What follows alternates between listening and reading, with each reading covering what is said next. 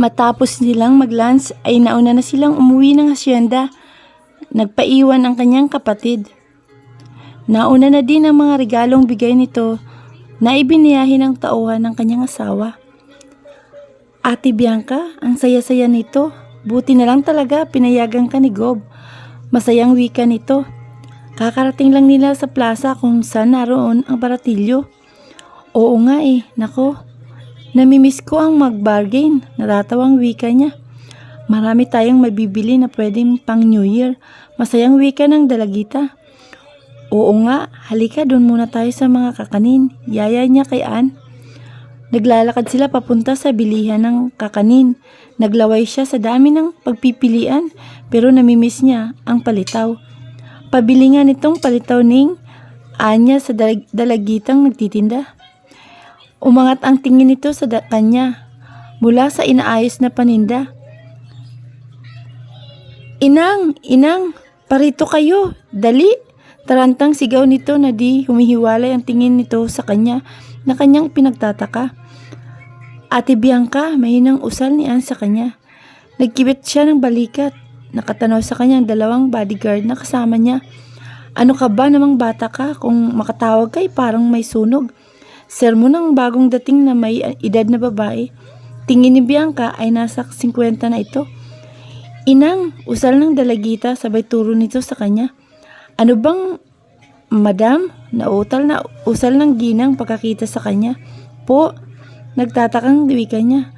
Madam Bianca, ako po ito, si Nemia. Taga Santa Ines po kami. Tinulungan niyo po kami nung araw na gumuho. Naluluhang wika nito. Maging ang katabing mga tindera ay nakiusyuso na sa kanila. Pati ang mga namimili ay nakatingin sa kanya. Madam, maraming salamat po sa inyo ni Gob. Lalo na po ang pinadala niyong materyales na pagpapatayo ng mga bahay. Naiyak ding wika na isang ginang. Oh, naluluha na din siya. Naku po, di nyo kailangan tawagin ako, madam. Nakakahiya po. Isa pa, walang anuman po. Nahihiyang Anya ang init ng kanyang pisngi. Naku, di po maari. Pagbigyan nyo na po kami. Kung naiilang kayo sa madam, hayaan nyo kaming tawagin kayong Ma'am Bianca. Nakangiting si Aling Nemia sa kanya. Nakangiting tumango siya sa mga ito. Isa-isang nagpakilala sa kanya mga tindera at mga mamimili ng makilala siyang asawa siya ni Brian. Ma'am Bianca, anong gusto niya po pong kakanin at ipagbabalot po namin kayo? Tanong ni Aling Nemia. Palitaw po, magkano? Masuyo niyang sagot. Naku, wag na po ma'am, tanggi nito. Dali-dali itong nagbalot pati ng ibang tinda nito. Di ito pumayag na bayaran niya. Ganon din ang mga ibang paninda. Sobrang nakakataba ng kanyang puso ang mainit na pagtanggap ng mga ito sa kanya. Naku ate, ang dami nito. Natatawang tukoy nito sa mga binigay ng mga tindero at tindera. Oo nga Alan, magtulong na kayong ilagay ito sa sasakyan. Wika niya sa isa sa mga bodyguard niya. Ma'am, Mercedes po ang dala natin. Kakamot-kamot ito ng ulo. Oo nga pala, kailangan natin ng pick-up. Paano tong yantok na duyan at rocking chair? Tugon niya rito. Nasa meeting pa naman si Kuya Louie at si Gob. Wika naman ni Ann. Tatawagan ko po si Austin para po ipadala ang pick-up dito. Ikarga ko po muna itong ibang sasakyan. Si Carl na po muna maiiwan dito. Nakangiting wika nito. Sige, mabuti pa nga. Don't worry. Kasama ko si Ann. Nakangiting saad niya. Ate, ang dami nating pagkain. Wala namang panulak. Tawa nito. Bili ka ng maiinom natin. Gusto ko shake kahit anong flavor. Ano nito? Okay ka lang ba dito ate? Alinlangan tanong nito. Oo, nasa malapit naman si Carl. O, turo niya sa bodyguard na nakamasid sa paligid. Sige ate, sandali lang ako. Paalam nito na nakangiting tinanguan niya naman. Master, ito na po ang kailangan nyo. Inabot sa kanya ni Albert ang profile ng pamilya ni Manong Abel at ng lahat ng may kinalaman sa kapatid niya. Hinanda mo na ba lahat? Tanong niya. Oo master, handa na po lahat. Tugon nito. Master, sigurado po na po ba kayo sa desisyon nyo? Dagdag pa nito. Oo, lahat ay dapat magbayad sa ginawa nila sa kapatid ko. Galit niyang wika. Sasabihin pa ba ninyo kay Gob na drug-induced memory loss ang kaso ni Lady Bianca? Tanong ni Albert sa kanya. Hindi muna hanggat hindi ko nalalaman kung sino ang may kagagawan. Nanggagalit ang pangangwika niya. Master, pwede ba akong magsalita bilang kaibigan mo? Tanong ni Albert sa kanya. Alam mong di mo na kailangan magpaalam, Anya. Rome, nahanap mo na si Bianca. Hindi ba magiging sapat na? Kalimutan mo na ang paghiganti. Anito, bakas ang pag-aalala sa kanya. Hindi ako pwedeng tumigil, Albert. Namatay ang mga magulang namin at nawalay ang kapatid ko sa akin, kaya wala akong ititira sa kanila. Malamig niyang wika. Nandito ako para sa iyo. Kahit buhay ko, alam mong ibibigay ko. Wika ng kaibigan sa kanya. Salamat, Albert. Anya. Nakatingin siya sa mga larawan ng pamilya ni Manong Abel. Magiging madali ang lahat, lalo pat nalaman niyang nasa warehouse ni Kenneth Cheng ang dalawang anak na babae ni Manong Abel. Kinuyom niya ang kanyang kamao. Makikipaglaro siya sa mag-amang Cheng. Saka na muna niya kakausapin si Brian. Kailangan ito ng kanyang kapatid, lalo na sa kalagayan ni Bianca. Ano ang mga ito, mi querida? Nagtatakang wika ni Brian sa asawa nang makarating siya ng cabin nila. Hinagkan niya ang noon nito. Nagtatakang pinakatitigan niya ito nang hindi ito sumagot. At walang reaksyon sa pagdating niya.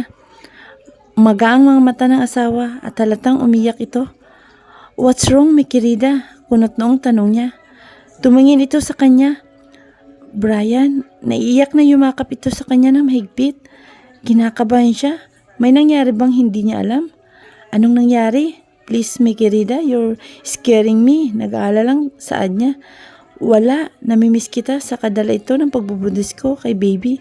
Namimiss ka namin, mahinang wika nito. Mas sinigpitan niya ang pagkakayakap. Sapat lang na wag itong masakal. Nag-aalala siya ng malakas ang pakiramdam niyang di ayos ang asawa. I miss you too, mi querida. Masuyong hinagod niya ang likod nito. Kumalas ito sa pagkakayakap niya sa isa't isa. Lahat ng ito ay bigay sa atin ng mga taga-Baratillo, mga taga-Santa Ines, palang karamihan sa tindera at tindero sa plaza. Pilit ang ngiting ikinuwento nito. Mi querida, you can always tell me everything, okay? Wika niya sa asawa. Tumango ito at yumakap sa kanya na tinugon niya ng mas mahigpit na yakap. Gob, huwag mo akong alalahanin. Na-overwhelm lang ako sa mainit na pagtanggap sa akin ng mga tao sa plaza. Hayag nito. I'm just worried. I can't help it. Masuyong saad niya. Gob, hormones lang ito. Magiging emotional ako. Anito. He knew something is wrong and he will find out about it soon. Malungkot na nakatunghay si Bianca kay Brian. Sobrang sakit ng nararamdaman niya. Naalala niya ang nangyari kanina sa plaza na labis na nagdudulot ng hinagpis at takot sa kanyang pagkatao. Hello, Miss Santiago, or should I say, Mrs. Villafuerte? Gulat na napatingin si Bianca sa matandang lalaki na umupo sa katapat niyang upuan. Nagpaalam si Anne na bibili ng mainom nila. Iginala niya ang tingin at hinanap niya si Carl pero wala ito sa paligid na ikinakaba niya. Kung hinahanap mo ang bodyguard mo, don't bother. Blanco ang mukhang usal nito. Sino po kayo? Anong kailangan niyo sa akin? Kinakabahang tanong niya. Hindi mahalaga kung sino ako. Ang mahalaga ay ang sasabihin ko sa iyo at wala kang pagpipilian kundi ang sundin ang ipag-uutos ko. Madiing wika nito. Ano po yun? Hindi ko kayo maintindihan? Naguguluhang tanong niya. Alam kong binili ka ni Governor Villafuerte sa malaking halaga para magpakasal sa kanya. Gusto kong mawala ka sa buhay niya sa lalong madaling panahon. Malamig nitong sambit. Ang galit sa mga mata nito ay tumatago sa buo niyang pagkatao. Bakit ko naman po kayo susundin? Gaya ng sabi niyo, binili niya nga po ako. Pag-aari ako ni Brian at hindi ko iiwan ang asawa ko dahil lang sa sinabi niyo. Pilit niyang pinatatag ang sarili sa harapan ng matanda. Dahil kaya kong kunin ang buhay mo. Alam kong may tinatakasan ka. Isang tawag ko lang ay malalaman ng mga Cheng ang kinaroroonan mo at alam natin kung ano ang naghihintay sa iyo. Puno ng kaseryosohan ang mukha nito na nagdulot ng takot sa kanya. Nanlalamig ang kanyang mga kamay.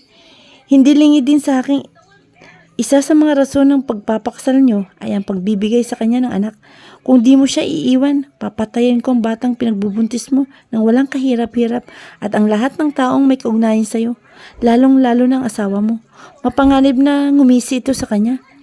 Napasinghap siya. Paano nitong nalaman ang pagdadalang tao niya? Nanginginig siya sa takot. Gusto mo simulan ko ngayon? Pwede kong ipauna ang dalagitang kasama mo. Isang tawag ko lang at bala ng baril ang tatama sa ulo niya. Nakangising wika nito. Huwag, pigil niya rito ng akmang idadayal nito ang cellphone. Anong assurance ko na hindi niyo sasaktan ang asawa ko? Nanginginig niyang tanong dito. Wala, dahil gusto kong makitang durog na durog si Governor. Pero huwag ka nang mag-alala, bubuhayin ko siya. Dahil walang sasakit pa. Kung sa ikalawang pagkakataon ay mawawala na naman siya ng asawa at anak. Sa pagkakataong ito, hindi na niya nanaising mabuhay. Siya na mismo ang tatapos ng buhay niya para sa akin. Nakakakilabot na seryosong wika nito. Akmang tatayo ang matanda ng muling magsalita ito. Ngayon, mamili ka ang buhay ng pinagbubuntis mo. Napilit mong tinataya ang buhay mo o si Governor. Teka, hindi nga pala alam ng asawa mo ang sikreto mo. Iiwan mo din siya, di ba? E di madaliin na natin. Wika nito sa mapanganib na tinig. Sabay ngisi nito sa kanya. Napasingap siya at tumulo ang kanyang mga luha. Bigyan niyo ako ng panahon. Sumusukong wika niya. Magaling kung ganun. 2 linggo. Maya-maya pa ituluyan itong umalis. Naiwan siyang nakatulala. Ate, pasensya na, natagalan ako, wika ni Ann sa kanya. Bumakas ang pag-aalala sa mukha nito. Ate, bakit ka umiiyak? Anong nangyari? Sunod-sunod na tanong nito. Wala to, namimiss ko lang si Gob. Pilit ang ngiting wika niya at pinahid niya ang kanyang luha. Mahal na mahal kita, Gob, bulong niya sa sarili. Muling dumaloy ang luha niya nang maalala ang mga sinabi ng hindi nagpakilalang matandang lalaki. Kahit buhay ko ibibigay ko. Brian, mabuhay ka lang. Patuloy niyang piping usal sa kanyang isipan. Bakit ba nangyayari sa kanyang lahat ng ito? Hangad niya lang ang mabuhay para kay Brian at sa magiging anak nila. Chapter 34. Lameras como si fuera una persona diferente. Tanong ni Juan Miguel sa kanya. You are looking at her as if she's a different person? ¿Qué pasa, hermano mayor? Nag-aalalang tanong naman ni Kyle. What is the matter, kuya? Tiningnan niya ang mga kapatid. Nasa basement sila ng hacienda. Ang control room nilang magkakapatid. Lahat ng CCTV sa buong mansyon at sa buong hacienda ay nakakonekta rito. Algo está molestando a mi esposa. La escuché el orar anoche. Ese que no tiene nada que ver con las hermanos. Wika niya sa mga kapatid. Hinihilot niya ang kanyang sentido. Something is bothering my wife. I heard her crying last night and I know it has nothing to do with hormones. ¿Por qué? ¿Qué pasó a ella? Tanong naman ni Ezekiel. Bakas ang pag-aalala sa tinig nito. Sa ibang pagkakataon ay maiinis siya. Why? What happened to her? No one outside our group. Roy and Rome knew about the surveillance I ordered for my wife. Yesterday while she was with Anne in the market fair. Bumuntong hininga muna siya at tiningnan ang mga kapatid. Alguien que todos conocemos se acercó a ella. Someone we all know approached her. Inilabas niya ang flash drive na ibinigay ni Roy sa kanya kahapon. He plugged it on his laptop that was connected to the big screen. Nagtatangis ang kanyang panga nang mapanood uli ang video ng pakikipag-usap ng asawa sa taong hindi niya inaasahang makikitang muli. Ngayon, mamili ka ang buhay ng pinagbubuntis mo na pilit mong itinataya ang buhay mo o si Governor. Teka, hindi nga pala alam ng asawa mo ang sikreto mo. Iiwan mo din siya, di ba? E di, madalain na natin. Bigyan niyo ako ng panahon. Ani Bianca, magaling kung ganun. Dalawang linggo. Aning Mr. Man. Damn, galit na usal ni Ezekiel. I watched that video more than 10 times and my anger is keep growing. Galit niyang saad. Entonces, equals to plan. So what's your plan? Tanong ni Kyle. Paano kung iiwan ka ni Bianca, kuya? Dagdag nito. Hindi ko hayaang mangyari yun. I get less than 2 weeks. I already informed Rome. He's working on something that's concerned my wife's problem with the Cheng family. The plan is on motion. Kuyum ang kanyang kamao na wika sa mga kapatid. That bastard is insane. He will not leave you alone. Galit na tukoy ni Miguel sa lalaking kausap ng asawa niya. Lakas ang kutob kong may kinalaman siya sa nangyari sa amin ni Talia. Kaya di ako papayag na pati si Bianca at ang magiging anak namin ay mapahamak, saad niya.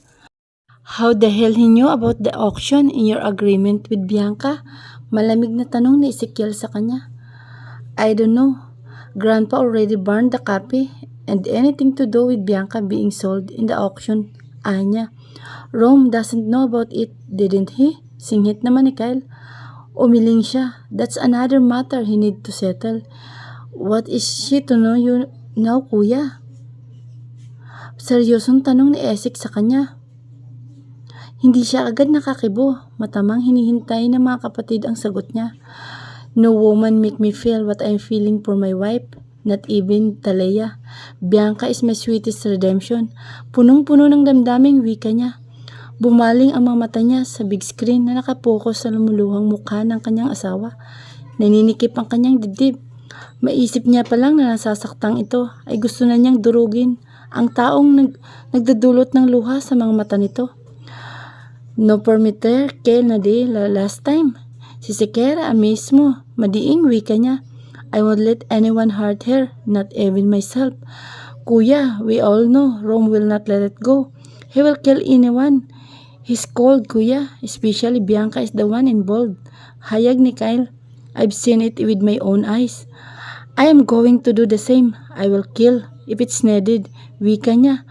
You need to come clean, kuya. Before he found out about the auction in your first agreement with Bianca. Kung kay Ate Sophia mangyari yon, magagalit din tayo. At baka mas malala pang gagawin natin. Seryosong wika naman Ezekiel sa kanya. Tumango siya rito. I know, Anya. We are all here for your Himano, Mayor. Let's us know how we can help. Wika naman ni DJ. Gracias, tipid niyang sagot. So what's the plan, kuya? Tanong ni Esik sa kanya.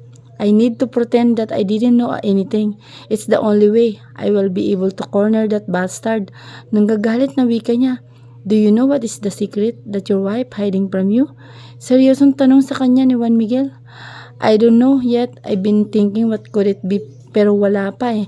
I already asked Rome about it. Nothing, Anya. It's not about her amnesia? Ani naman Ezekiel. I don't think so, Anya. Malaking palaisipan sa kanya kung anong sikretong itinatago ng kanyang asawa. Master Rome, yumuko sa kanya si Kenneth Cheng nang makapasok siya sa loob ng club na pagmamayari nito. I need you to present 2 of your latest collection. Malimig niyang saad nito at tuloy-tuloy siyang pumasok sa opisina nito. Yes, Master Rome. Dali-daling sininyasan nito ang kanang kamay nito. Ilang saglit pa ay pumasok ang 2 babaeng kanyang sisingilin ng mahal. Master, ito po yung mga bago. Nasanay na po sila sa nakangising wika nito. Good, malamig niyang wika. May kailangan pa ho ba kayo, Master? Ngiting-ngiting tanong nito. Tiningnan niya ito ng malamig. Wala na, ipapatawag kita sa headquarters kapag may kailangan ako. Blanco ang mukhang wika niya. Salamat, Master. Masayang sagot nito. Nakalabas na sila ng club. Ang 2 babae ay nakapiring ang mga mata. Master, anong plano mo? Tanong ni Albert sa kanya. Ipadala mo sila sa underground fight club at ang mga tawanan natin ang bahala sa kanila. May kailangan pa tayong dapat puntahan. May tao pa tayong susunod na sisingilin. Malamig niyang wika kay Albert. Masusunod, Master. Ano ito? Tinatanaw niya ang 2 babae na isinasakay ng mga tauhan niya sa van. Siguradong mag-i-enjoy ang mga fighters niya sa paglalaro sa mga ito. Walang kaalam-alam ang mga ito sa naghihintay na kapalaran para sa 2 taong nagmaltrato kay Bianca. Walang sino man ang pwedeng makatakas sa parusang inihanda niya sa lahat ng taong nanakit sa kanyang kapatid. Anong plano mo ngayon, Bianca? Tanong sa kanya ni Lexi. New Year's Eve, nasa playroom sila ni Drea at Dre. Nakatulog ang 2 bata sa pakikipaglaro nila. Sinundo siya nito sa cabin nila. Nagpaalam na pupunta ng Kapitolyo ang kanyang asawa. Simula nang dumating siya mula sa plaza, noong isang araw ay hindi sila ganong nag-uusap ni Brian. Ramdam ni Bianca ang pag-aalala nito sa kanya. Pinilit siya ni Lexi na sabihin rito kung anong gumugulo sa kanyang isip. kaya ipinagtapat niya ang lahat rito. Hindi ko alam ang gagawin. Hindi ako natatakot. Para sa sarili ko, ang inaalala ko ay ang aking kalagayan at si Brian. Naluluhang anya kay Lexie. Madami nang pinagdadaanan si Kuya Brian. Saksi ako kung paano niya unti-unting pinapatay ang sarili niya noon. Malungkot na wika nito. He will get hurt one way or another na kahit iwasan mo ay masasaktan siya kapag nalaman niya. Dagdag nito, bakit hindi ako hinahayaan ng Diyos na maging masaya? Pinagtagpo kami ni Brian at si Kuya Benji muli. Muli ko siyang nakita pero bakit kailangan sa akin pa mangyari to? Nais ko lang maging masaya sa piling ni Kuya, ng asawa ko at ng aking magiging anak. Nanginginig ang kanyang tinig na wika kay Lexie.